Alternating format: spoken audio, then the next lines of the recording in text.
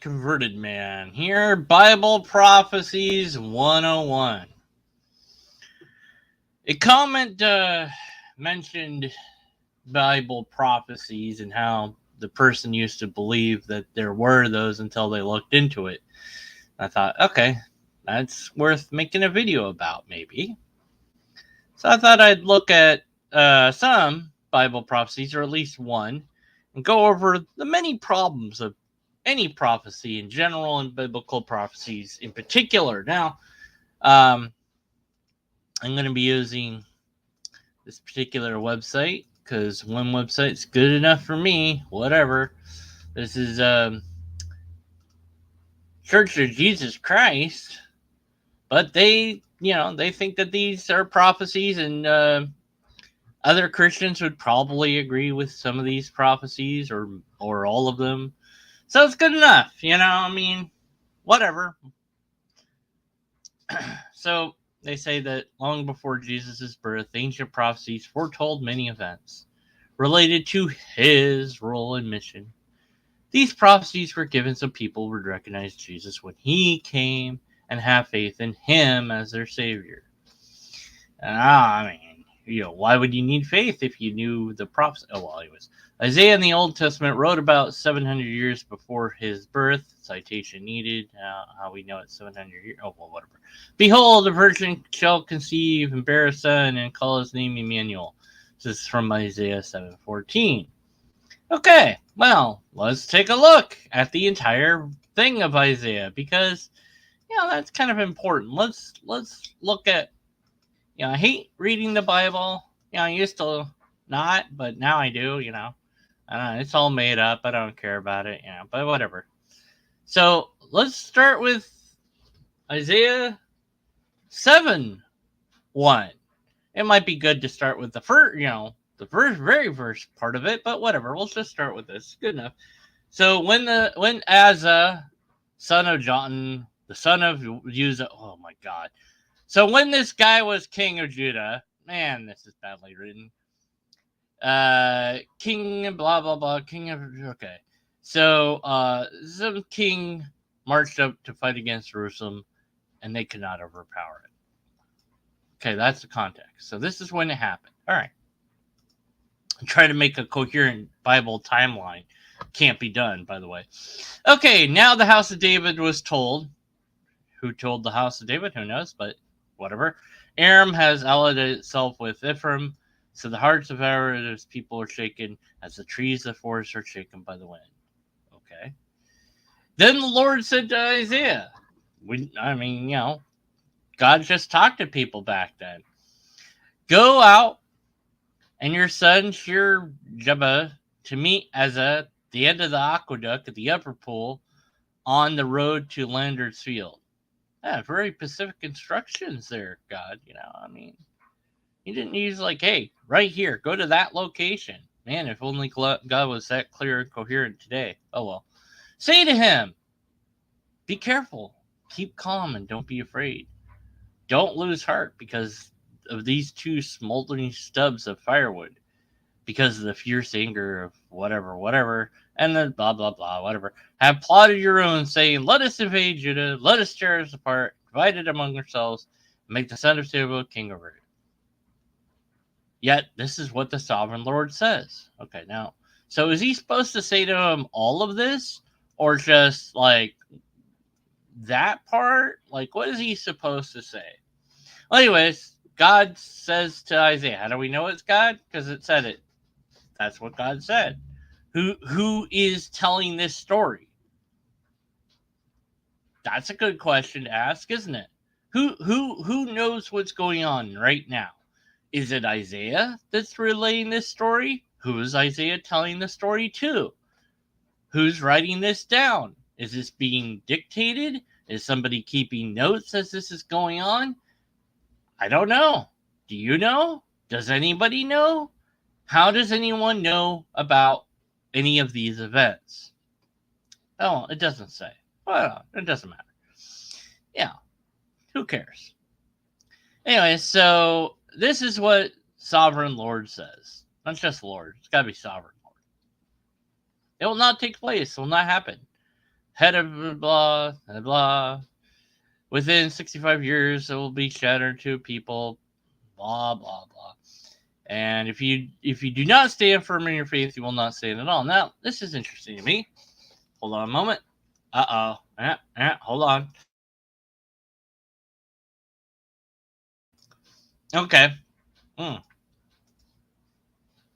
Seems like an out is here. That God is telling God's telling Isaiah to tell this guy this thing, that it won't happen. You know, you won't lose the battle. Don't worry, right? But if you don't stand firm in your faith, you won't stand at all. So there's an out given by God to Isaiah here, that if the battle is lost, right? Well, then it was because the guy didn't stand firm in his faith, right? So even God has a loophole there, ready to go, just in case. Maybe it wasn't God telling him this. Maybe Isaiah was just saying it to the guy. Maybe nobody actually said any of this. Who knows? Anyways, then the Lord spoke to Az again. Really? Okay. I thought he was speaking to Isaiah, but whatever. Okay. Ask the Lord God for a sign, whether in the deepest depths or in the highest highs. Really? I mean, I thought asking for a sign was bad. Oh well. But then Az said, I will not ask. I will not put the Lord to the test. But if God's telling you to do something, then shouldn't you do it? Unless you're saying Lord as in the king here. Who are you talking about? Oh well. Then Isaiah said, Hear now, you house of David. Is it enough to try the patience of humans? Will you try the patience of my God also? Therefore, the Lord himself will give you a sign. The virgin will conceive and give birth to a son, will call himself Emmanuel. He'll be eating curds and honey when he knows enough to reject wrong and choose the right. But before the boy knows enough to reject the wrong and choose the right, the land of the two kings you dread will be laid waste. The Lord will be on you and your people in the house of your father, a time unlike since Ephraim broke away from Judea. He will bring the king of Arisia. Okay, now notice Isaiah saying a lot of things, complaining to Azaz, I guess. I don't know. It's confusingly written. It's badly written. Saying this, hey, don't test my patience. Don't test God. Don't try the patience. But God's going to give you this sign. Okay, so he's saying this is what's going to happen, right? So now you are being let known this is a prophecy. This is something that will happen. Now, says, see footnote. That's important. Instead of virgin, actually, the translation is young woman. So it's not the virgin, it's young woman. So why does it say virgin then? Well, because that's what they decided to write. Who decided to change that? When? Who knows? But they did. At least they give a footnote. It could also mean young woman. Why not just say the young woman's or virgin, we're not sure which, will conceive blah, blah, blah. And they'll call him Emmanuel. There's another note here about Emmanuel. Let's see, E.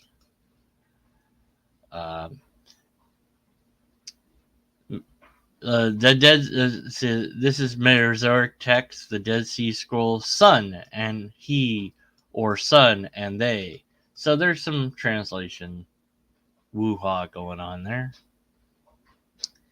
They'll be eating curds and honey. Okay. He will bring you the king of Arisia. Right? So let's see. So then it talks about the Lord will whistle for flies and bees.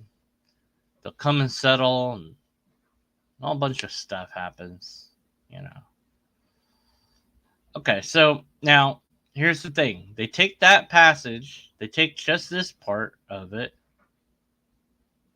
just that, and they say this is talking about Jesus. How do you know that? Well, because later on, this is the story that's told about Jesus. But was Jesus eating curds and honey? Does it ever say Jesus eats curds and honey? No. Does it say that he knows, that when he knows enough to reject wrong and choose right?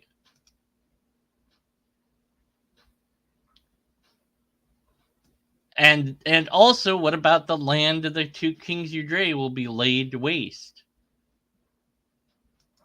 So when will all this happen? Before the boy knows enough to reject the wrong and choose the right, the land of the two kings Udre will be laid to waste. So any time before the boy knows enough to reject the wrong and choose the right, this will happen. So any point there will be a young woman called Emmanuel, and before that, at some point in time, somebody will have a kid. They'll call him Emmanuel, but before that happens, this will happen. So any time before. So how vague is that? There will be a kid, and somebody will name them Bob. But before Bob knows right or wrong, this kingdom will fall. Wow, that's pretty darn vague. But does that now sound like Jesus anymore? No. Because, well, first this has to happen. The place has to be laid to waste and all that. Which in the story that eventually I guess happens or whatever, I don't care enough to read it, so whatever. And then then they're like, okay, well after that, then there should be a woman who has a kid and they name him Emmanuel. When? And they're just waiting for that to happen. Just waiting and waiting for that to happen. Sometime now, some woman's gonna do this. And meanwhile, they've written this story down. They've told this story to people, right? Somehow, somewhere, somebody knew this story. So why wouldn't a young woman just name their kid Emmanuel? Like, oh yeah, that happened, so I'm just gonna name my kid that. And feed him some curds and honey. But that doesn't happen. Until way later, is Jesus named Emmanuel? No, he's not. He's named Jesus. So who the hell is this talking about? If this is a prophecy, it's not talking about Jesus. Who is it talking about? Who knows? This, of course, is written at some point in time in the past. Now, however long ago that was. Yeah. Let's say that they're right. It's about 700 years ago. That it's been written down. It's been a story that people know about for 700 some odd years, maybe a little bit less, maybe a little bit more. People have read this. They've passed on this story. And so it is known in the zeitgeist. It's like, some popular, it's like a popular song. Like everyone just knows the song somehow. Like, she'll be coming around the mountain when she comes. Like, how the hell does everyone know that song? Well, not everybody knows it, but a lot of people know it. Or Jingle bells, Batman smells. What comes next? Is it Robin laid an egg? Batmobile lost its wheel and then Joker got away. Well, that's one version, but there's some other versions, and people know that. And how do they know that? Well, because it's in the zeitgeist, something that people know about, right? And if you pretended that song was a prophecy, you say, aha, a story about Batman is written down where Robin mysteriously somehow lays an egg, and the Batmobile loses the wheel, and then the Joker gets away because of this. It's a very strange story, but comics are strange, and so we can do that. You say, aha, the prophecy has been fulfilled! Because later, when you're writing it, you know about what was written.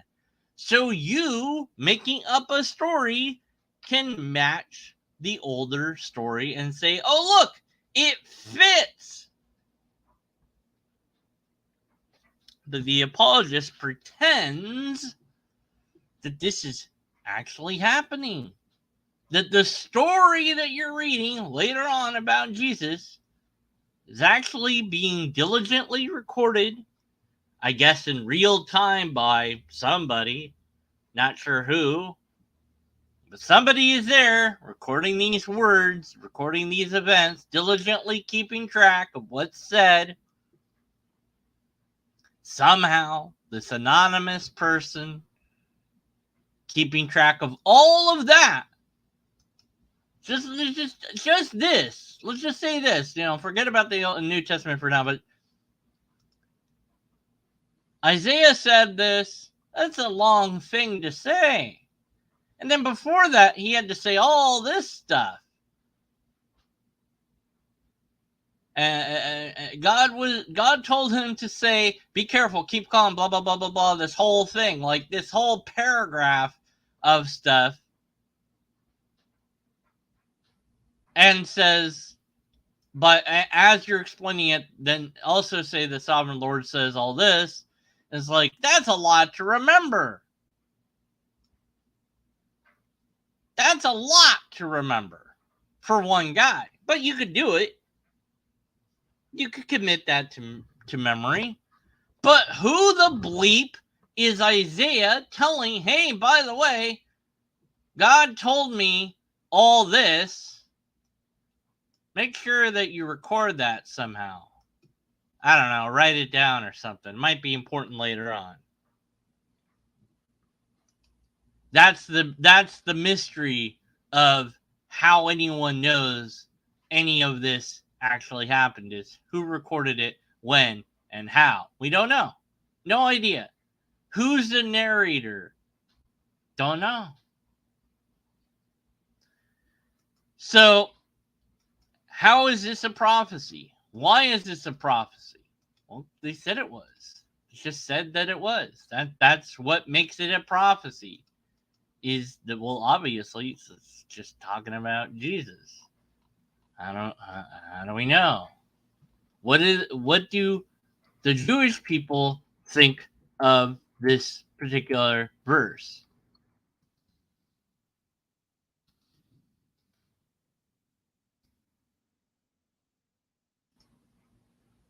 What is Emmanuel? What does that mean? These are critical questions that sadly believers do not ask. They don't go, hey, look, here's what Emmanuel means. God is with us. Okay. It's a Hebrew name that appears in the book of Isaiah, a sign that God will protect the house of David. Okay. Then in the Gospel of Matthew, it interprets this as a prophecy of the birth of Messiah and fulfillment of Scripture in the person of Jesus. Emmanuel, God El with us, is one of the symbolic names. See, it's not the actual name of Jesus. It's a symbolic name. They're not naming him Emmanuel, but that's symbolically a name of Jesus, even though, so it's not really that they named him Emmanuel. See, that's the symbol, the metaphor. See, that's not big enough for you to read. Hold on, sorry. So you've got to squint and look at it with a tilted head to see that even though we said that it was going to be Emmanuel, naming him Jesus, that's fine. Because Emmanuel, well, I mean, that means this other thing, so that's close enough. Now, why does Matthew, or whoever the bleep wrote Matthew, interpret this in this way? Don't know. Just does. It has no particular meaning in Jewish mesonemia. Whatever. Doesn't mean anything to them. So the Jewish people are like, yeah, whatever. It's come to be read as a prophecy of Christ in Christian theology following Matthew, where it's translated as God with us. So this thing, if you translate it a certain way, it means God with us. But it doesn't mean Jesus. So just there you go. Just there you go. Okay, here we have more information on Isaiah. There's other prophecy that an unspecific future date God will call up Rashra against Judah. Isn't that nice? Just at some point this will happen. And then there will be a desolation, and all these things will happen. And then there's a even longer prophetic name. That, good luck with that. Tel Jos Il whatever Shabbat. And so the English version is just like, yeah, his name shall be called Wonderful Counselor, the Mighty God, the Everlasting Father, Prince of Peace. Because that's just, whatever. Let's just translate it whatever we want at this point. Who cares?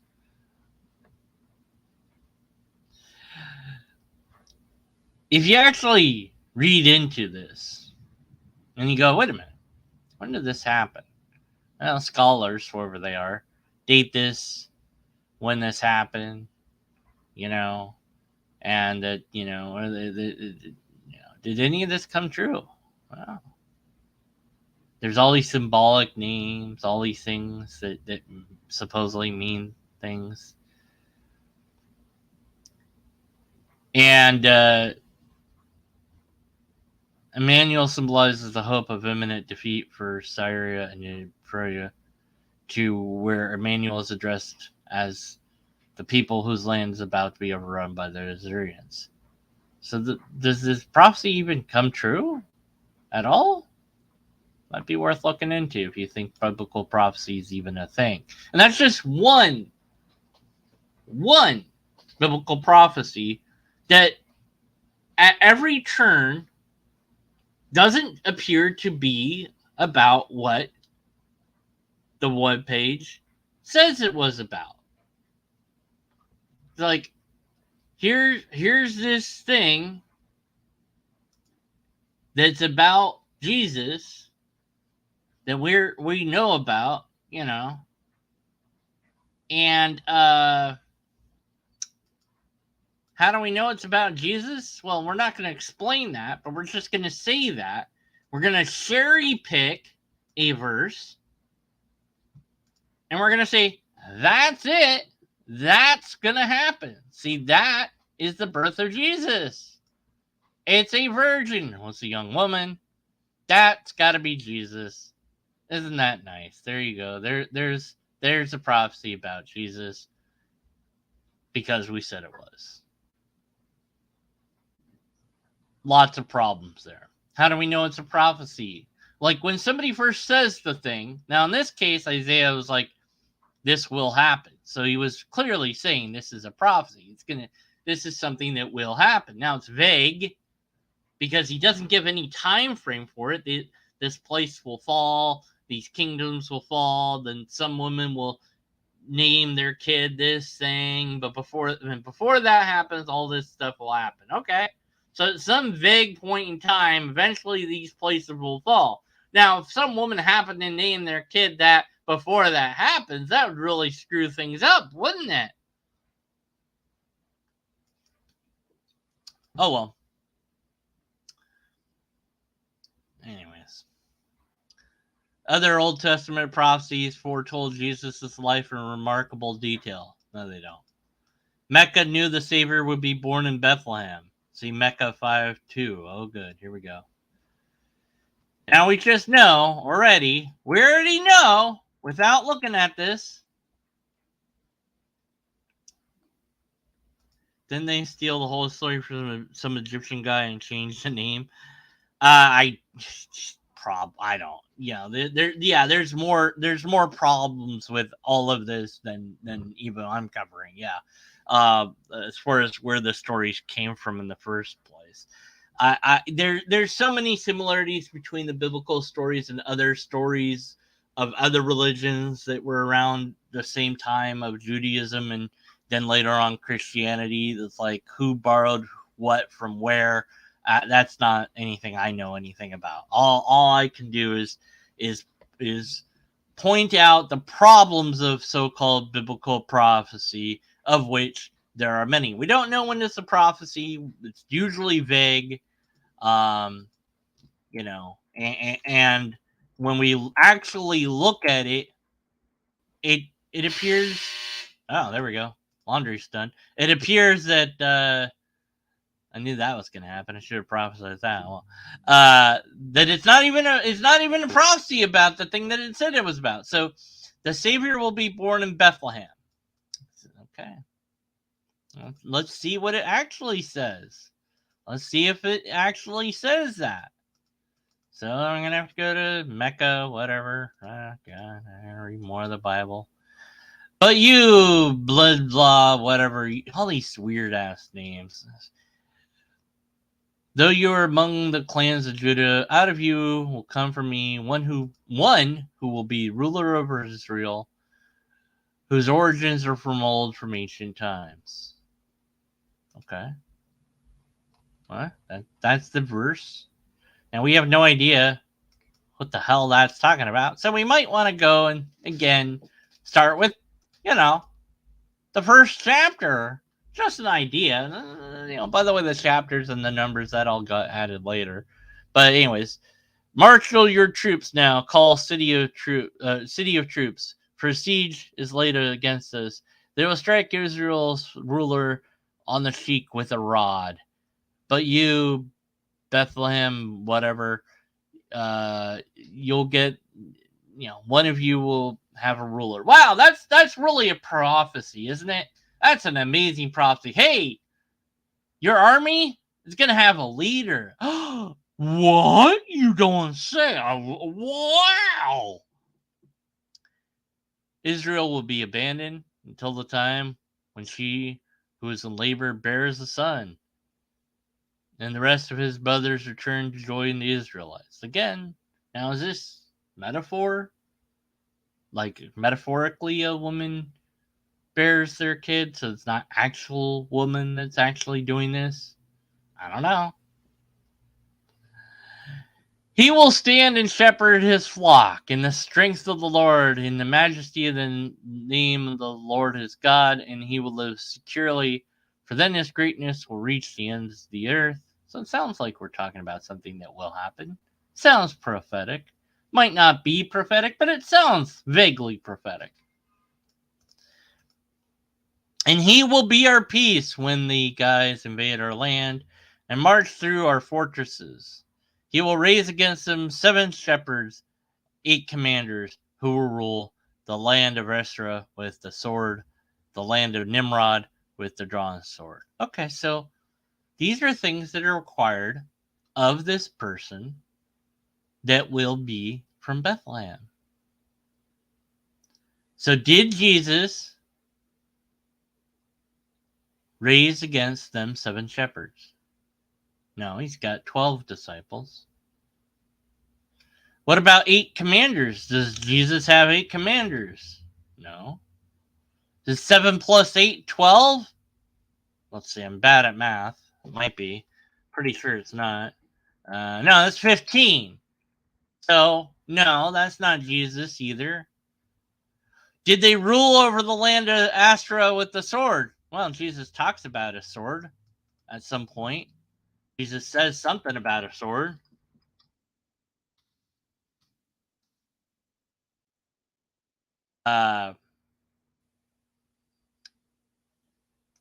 He says a few things about swords, but did he rule over this land with the sword? I don't remember Jesus doing that. What about the land of Nimrod? Well, I can tell you who's a Nimrod. With a drawn sword, did Jesus do that? Did he deliver them from the Arisians? Astricians, whatever you want to say that name. I don't know how to say anything. Did he do that? No. This is not talking about Jesus. When you actually read the damn thing, it's not talking about Jesus, clearly. So there's another one. Nope. It's not talking about Jesus. That's 2 down.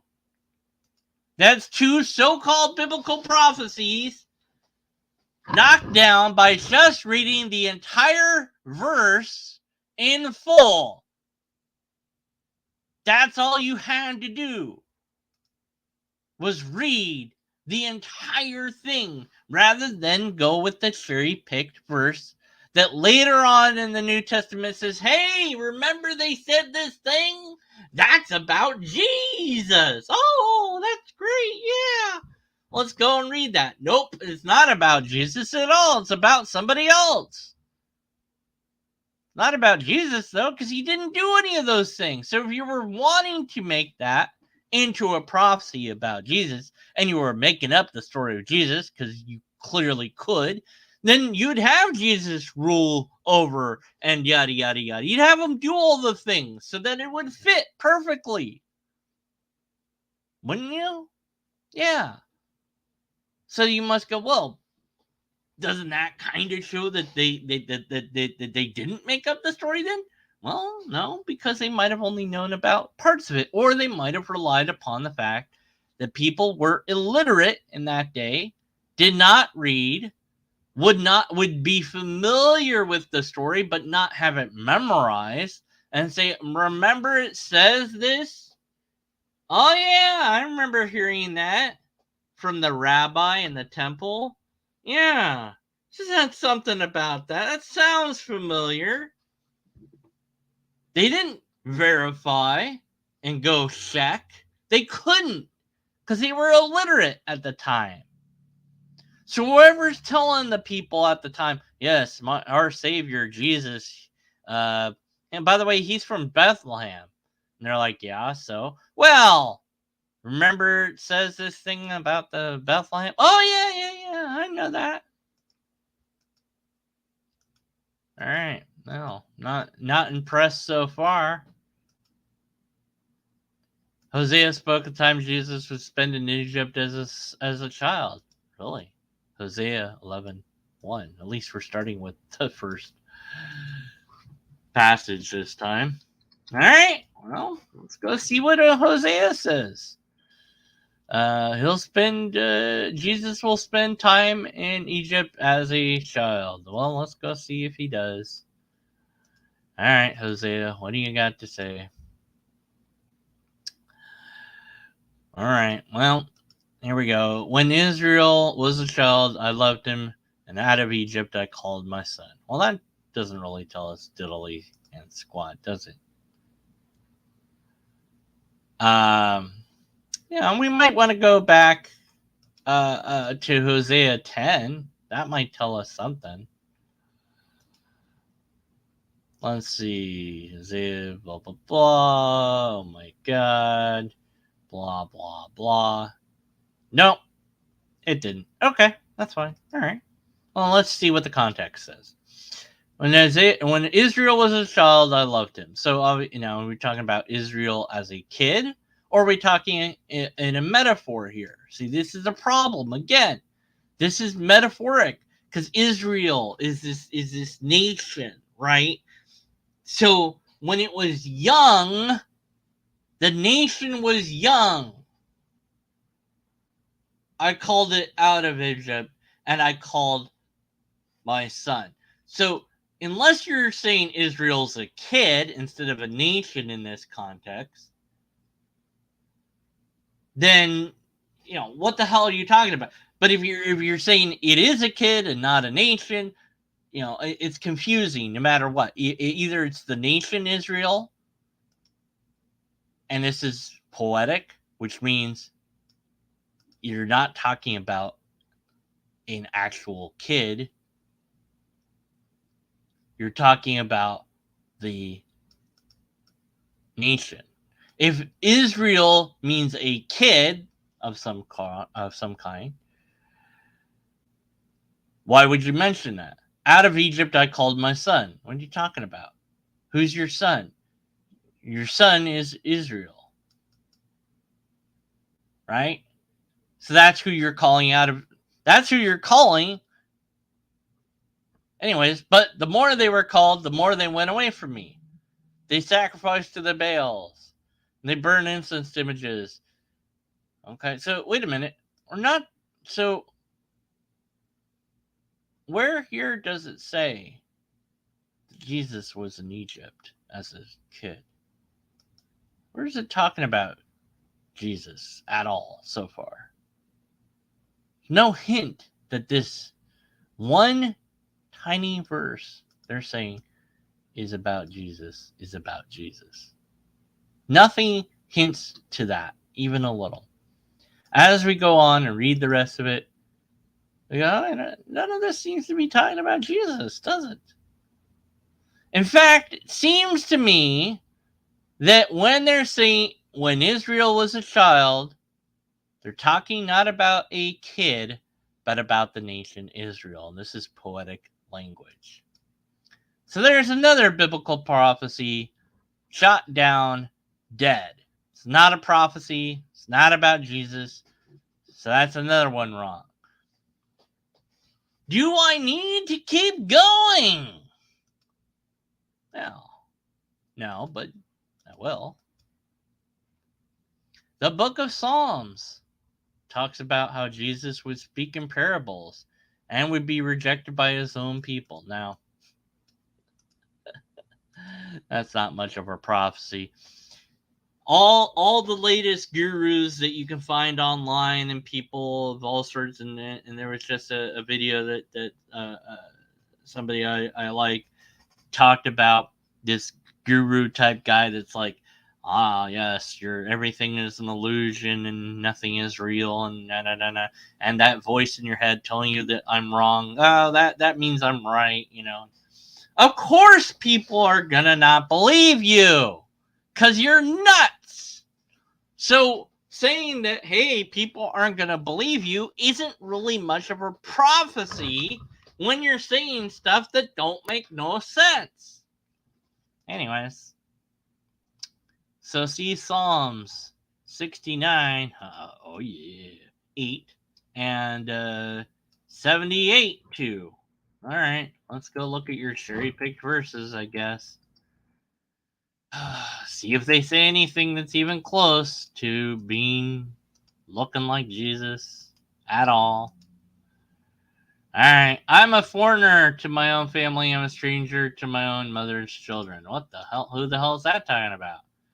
Well, there's no context here. How about the entire chapter again? To the tune. So these are songs. That's why they're called psalms. They are songs. They're meant to be sung. So is a song a prophecy? It's the end of the world as they know it. Is that a prophecy about the end of the world? No, it's just a song. This is a song. It's meant to be sung. It's meant to be sung to the tune of Lilies, whatever that is. I don't know if we still have that tune or not.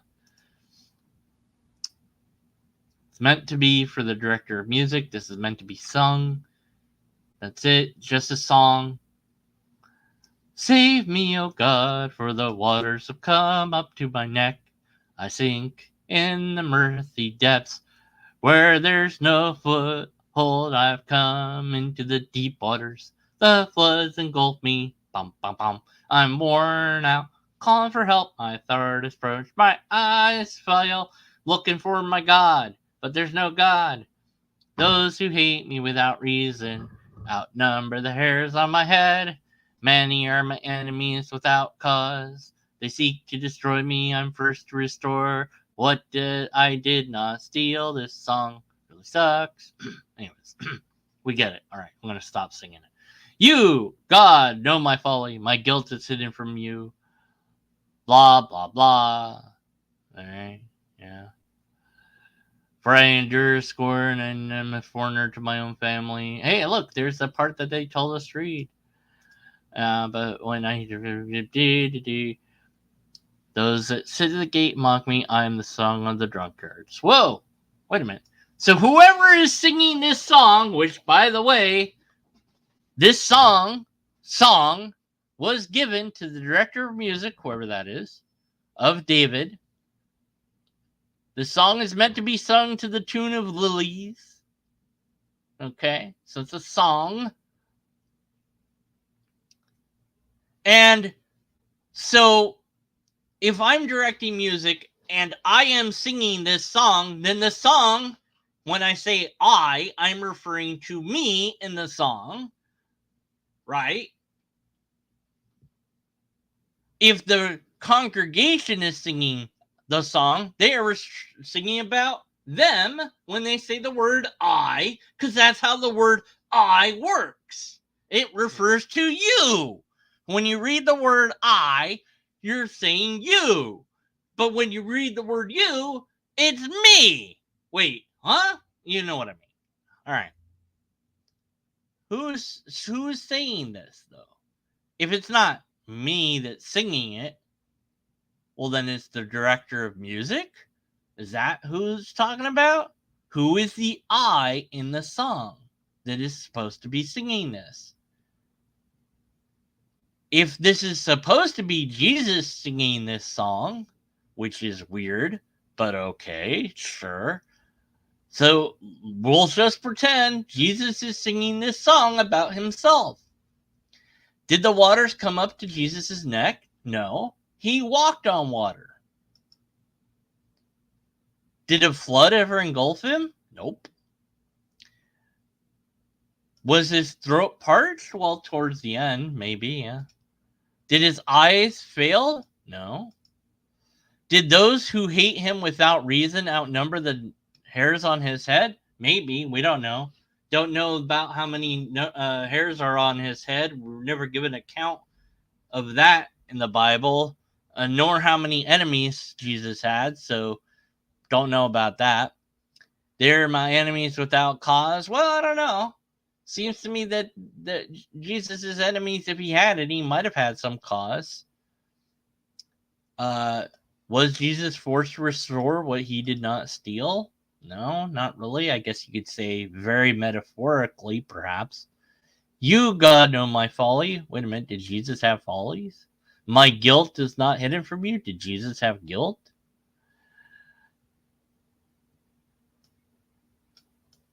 I endure scorn for your sake. Okay, that does sound a little bit like Jesus. If you're pretending that this is being sung by Jesus, even though there's no reason to do so. When I put on sackcloth, wait a minute, did Jesus ever put on sackcloth? No. Okay, doesn't sound like Jesus anymore. People make a sport of me.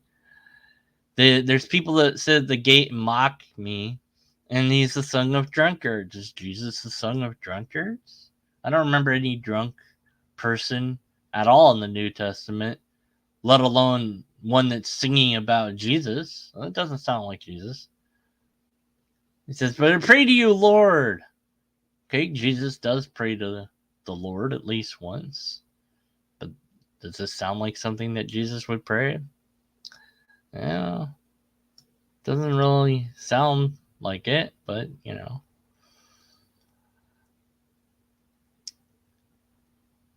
Do not hide your face from your servant. I'm in trouble. Come and rescue me. Let's see. So he's really sad. He gave me vinegar for my thirst. Hey, Jesus was given vinegar at the end, right? So maybe it is about Jesus. So you can take pieces of this, right? And you can cherry pick them and pretend that Jesus is singing this song about himself, even though at no point does this suggest that this is a song that Jesus ever sang about himself, nor that this song is about Jesus at all. There's nothing that tells you that this is meant to be looked at in that way. But a lot of this, when you read it and you pretend that it's Jesus singing it or pretend it's a song about Jesus, doesn't really seem to be like it's Jesus singing it. There's pieces, sure, we'll grant that there's parts you could cherry pick and decide to pretend that it's about Jesus, but it's a song. Why is it considered a prophecy?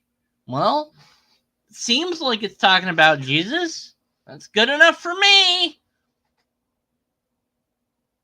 It's very, very close. Hey, you can sing. Yeah, well, depends who you ask. Yeah, it's close enough, right? It's good enough.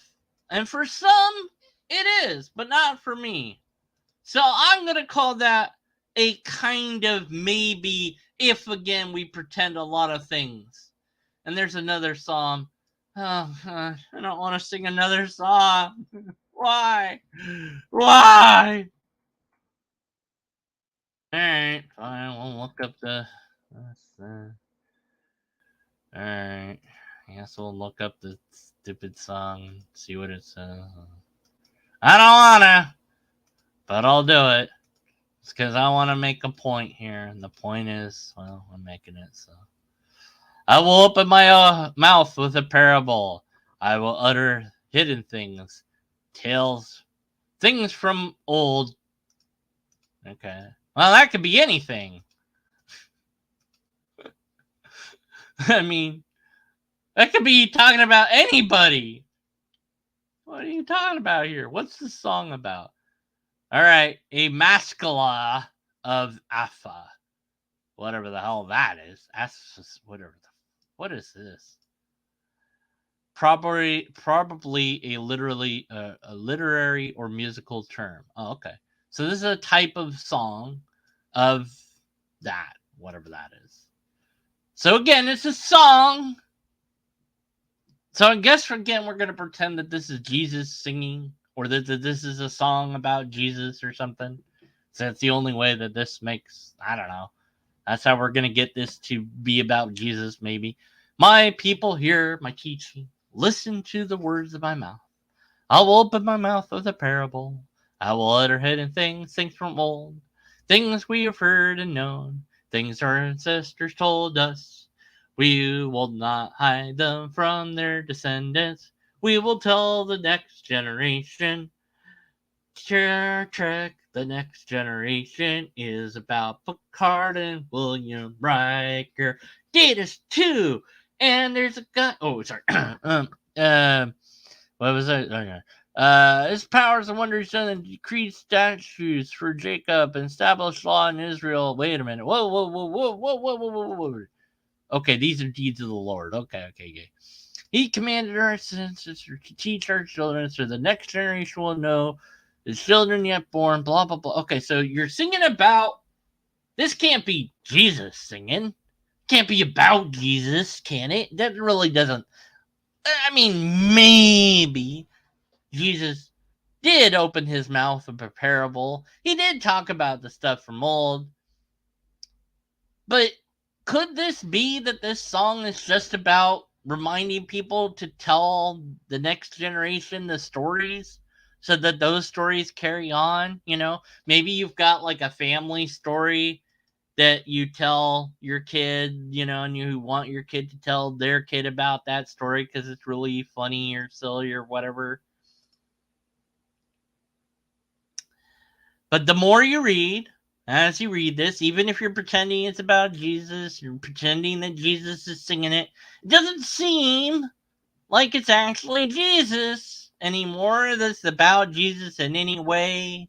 There's nothing in here that really just calls out as being that somebody other than Jesus couldn't be singing this.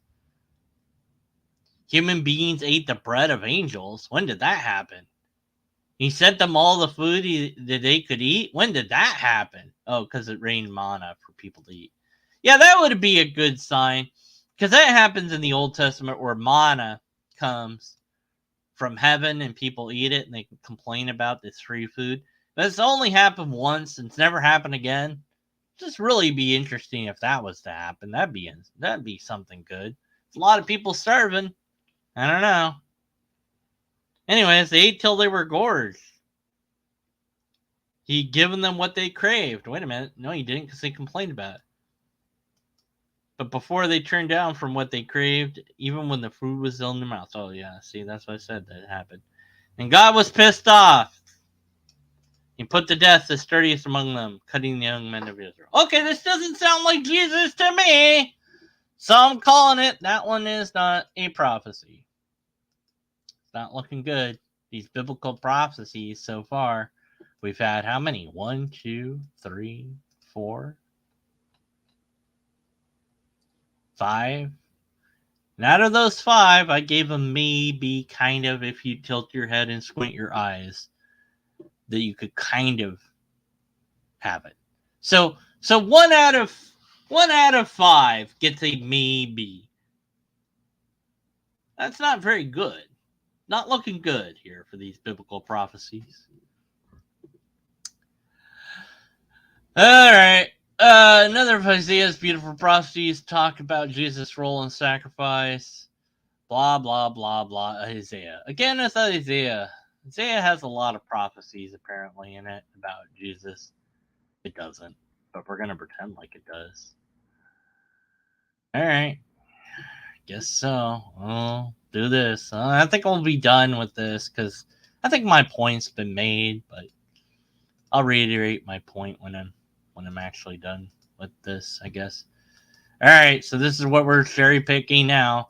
Surely he took up our pain and bore our suffering, yet we considered him punished by God, stricken by him and afflicted.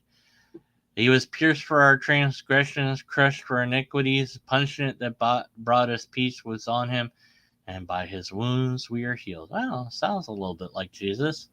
Let's look at the whole thing. All right. Who has believed our message, and to whom has the arm of the Lord been revealed? He grew up before him like a tender shoot, and like a root out of the dry ground. I love this poetic stuff. I just love it. He has no beauty or majestic to attract us to him, nothing in his appearance we should desire him. He was despised and rejected by mankind, except for the people that liked him, if we're talking about Jesus. So, well, whatever. Man of suffering and familiar with pain, like from one who people hide their faces, except for, again, if this is about Jesus, there were people that didn't hide their faces from him. So anyways, he was despised, was held in low esteem, except by his followers. We have to put in all these exceptions if this is going to be about Jesus. But oh well, that's okay. Surely he took up our pain and bore our suffering, blah, blah, blah. We already heard this part. We all, like sheep, have gone astray. Each of us has turned to our own way, and the Lord has laid upon the iniquity of us all. He was oppressed and afflicted, yet he didn't open his mouth. Well, I don't know. Jesus did say some stuff, but okay, whatever. He was led like a lamb to the slaughter, and sheep before his shearers is silent. He didn't open his mouth. By oppression, that's a thing, and judgment he was taken away. Yet who of this generation protested? Yeah, because there was no one protesting. They all wanted him to die, even his followers are. He was cut off from the land of living. For the transgression of my people he was punished. He was assigned a grave with the wicked. Interesting. There's a problem here we'll get to in a moment. And with the rich in his death, though he done no violence, nor was any deceit in his mouth. Well, I don't know about that. Okay, so he was assigned a grave with the wicked. Well, was Jesus assigned a grave with the wicked? Well, he was probably tossed into the pile of dead bodies after they crucified him. That was what they typically did. So I guess that's an assignment. But then it says, oh, and with the rich in his death. Oh, see, he was buried in the tomb of that rich guy. So that, see, if you tilt your head to the side and you cross your eyes and you bite your tongue, then that's what it's talking about. Okay. Though he done no violence. Well, I don't know. Jesus did overturn some money in the temple. Was that violence? I mean, kinda ish. I guess it wasn't against anybody. I mean, it was annoying. It's disruptive. Violence means like you're going at somebody, like physically hurting someone. So, okay. Was there any? There was no deceit in his mouth. Did Jesus ever lie? Well, I don't know. Maybe, I don't know. Oh well. Anyway, so my righteous servants will justify many and bear his iniquities. Therefore, I give him a portion among them great, and divide the spoils among strong, because he poured his life into death. Was no return to for the sin of many, and made answer for the transgressors. So it sounds like Jesus. Sounds like Jesus, doesn't it? But who? Who is this talking about? Is it talking about a person? You might have to read the thing before this in Isaiah 52 to know who the hell we're talking about. And we might have to read the verse after to know who the hell we're talking about. We're not going to do that because that would ruin the prophecy. If we do that, if we look at the entire context, it might ruin the prophecy. So we're not going to do that. We're not going to do that because it's good enough. It's good enough if you squint. So out of the 6 things that I've looked at, these so-called biblical prophecies, 2 of them, if you look and you tilt your head to the left, you bite your tongue, and you squint your eyes, and you cross your eyes, and you really, really try, they'll look like prophecies to you. But that's only 2 out of 6. That's not very good. Pretty sure if I kept going, it wouldn't look any better. And so I'll bring back to where I started with asking these critical questions when it comes to any prophecy, let alone biblical prophecies. Let's ask the first question. How do I know? How do you know? How does anyone know that the thing is a prophecy? Now, if I say, hey, everyone, I'm about to give a prophecy. Well, that's pretty clear cut. I'd be like, hey, Bonnie 43 UK. Please don't sing Deconverted Man, they said.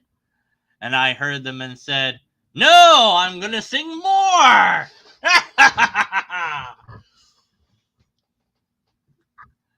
But no, I will prophesy that if I keep singing, they will run away and never come back. That's a prophecy. I've made it. Okay, so if I start singing and they run away and they never come back, well then, the prophecy's been fulfilled. But if I start singing, they run away, but they do come back, then the prophecy wasn't fulfilled. Or if I start singing and they don't run away, but they don't come back, then the prophecy is kind of not, well, part of it still fails, because not all of it was fulfilled. But if I say at some point in the future, eventually, they will maybe run somewhere, and they might not go back to wherever they started from, well, that might come true because it's not a very good prophecy. So how do we know it's a prophecy? That's a good question to ask. Let's ask that critical question. When we're told that something is a prophecy, hey, wait a minute, how do I know? Secondly, it needs to be not vague. It needs to be very specific and have conditions which are either fulfilled or fail. It must have a clear, coherent date of expiration and a date which it will happen upon. At 12 noon, the 14th of October, in 2022, 12 noon Eastern Standard Time, a YouTuber by the name of Deconverted Man will say the word blarglesnog in a video. Now, that would be amazing if I wasn't actually Deconverted Man who could make that come true. So it has to be something that a person cannot fulfill in some way, shape, or form. Somebody is born and somebody names them something. Well, that can be easily done. Somebody has a kid and decides to name them whatever. That's easy. That's vague. It's too easy. It cannot be a self-fulfilled prophecy like, hey, we're going to eventually get our land back. And then you fight over that land for centuries. And eventually, either you get it back or everyone dies. If everyone's dead, well, then there's no one to realize that you failed in getting your land back. But eventually, you'll win if you keep fighting. Or you'll give up. And you'll say, well, we'll try again later on because there's no date. So it's got to be something that is very, very precise, cannot be self-fulfilled, cannot be fulfilled by a person, and it cannot be retroactively written down and said that it happened. It must be something that is not just recorded in written format. We need more than that. Maybe that's the best you've got, but hopefully we have something better than just that. Why can't there be pictures and video of it? Audio recordings. That'd be good. Something a little bit more concrete than just a record that somebody wrote. And if you're going to write a record of it, fine. How about you attach your name? You write the date of when you wrote it. Hopefully there's somebody else around that can sign it. Witness that you wrote that, or witness that they were also there and write their own version. But we can do that in today's day and age because we're literate, broadly speaking. We know how to read, we know how to write, broadly speaking. But back then, when these prophecies happened, people were not. The other thing about the prophecy is when we actually go to the thing, we don't just cherry pick. We read the whole thing in context. We go, who is this being said by? Who are they saying it to? And what does it say? We see that it doesn't appear to match what they said it did. That unless you cherry pick and ignore everything else, it's no longer about the thing that it seemed to be about. And that's a problem. So it's not a prophecy anymore. Critical thinking about these prophecies is required. It takes research deeper than I've done here. This was a very, very surface level investigation into these so-called prophecies. But you could dig even deeper if you wanted.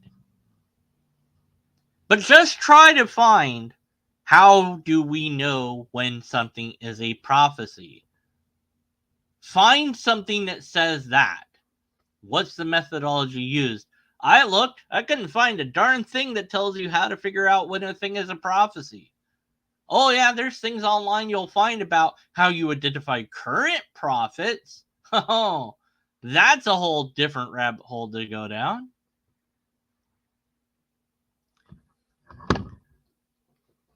There's another thing also to think about. Not only did they know what these stories were about when they wrote down the news story, but they could go back and delete, erase older stuff that didn't fit. Couldn't they? And who would stop them? If there's only a couple copies or so of the Bible, the Torah, in a scroll, you're a rabbi. Let's say you're disgruntled. They didn't pay you enough last week. you've had a kind of rough time, and this new guy coming around with all these, he's saying all this weird stuff about healing, and you don't really buy into it, but you follow him around. I kind of like this guy. I'm gonna go and I'm gonna rip out some of that Torah there, because there's some stuff I can make it seem like it's about him if I did that. I'm just gonna delete that from my version of the Torah, and it's no longer there anymore because it's gone. The next scribe that comes to copy the Torah, well, they're not gonna have that section because it's gone. Now, well, there's other Torahs floating around, so somebody somewhere is going to get it back, but the damage will be done.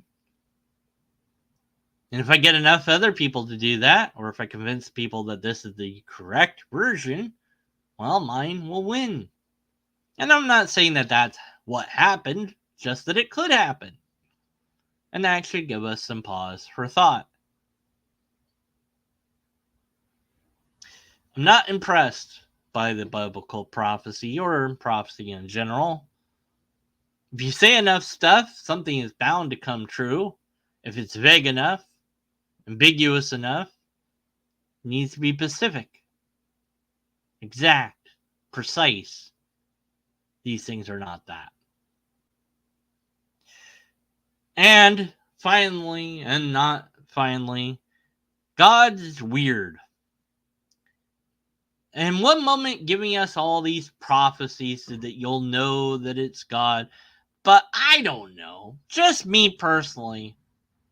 Couldn't you come up with something better than just like vaguely sprinkling hints here and there about who's going to be, your chosen one? Couldn't you just be like, hey, everyone, here he is. This is it. I don't know. Make a big deal of it. Just seems like God could do a lot more to indicate to people who Jesus was, rather than being so vague about it. And it also seems weird that for whatever reason, God has gone really, really silent after all these events supposedly happened. God stopped talking to people. Although there are people online that claim God is talking to them. God seems to have gone silent in regards to prophecy. Although there are people that claim to be prophets still. Well, how do I know that God said anything to anybody at all? It says Isaiah heard from God, but how do I know that Isaiah actually heard from God? If Isaiah believed he was hearing from God, okay, great. But how do I know that it was actually God and not just Isaiah being cuckoo nutsoid? These are the critical questions that must be asked and answered. And unless and until you can do that, well, maybe, just maybe, you shouldn't buy into biblical prophecy. That's all I've got for now. Thanks for watching. If you enjoyed any of this, or all of it, or some of it, but not others, let me know in the comments. Do all the things that YouTube wants you to do, like, sub, all that stuff. And if you don't, I will sing more. Oh, yes. Yes, I will. Actually, even if you do, I might sing. I make no promises one way or the other. You never know. That's all. Later!